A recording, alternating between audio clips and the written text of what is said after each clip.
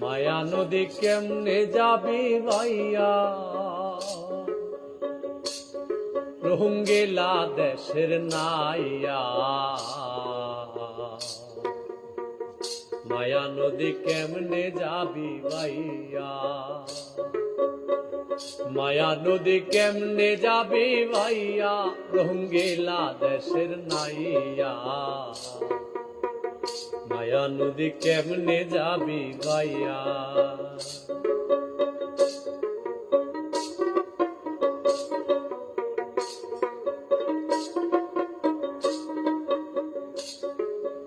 ও নাইয়া রে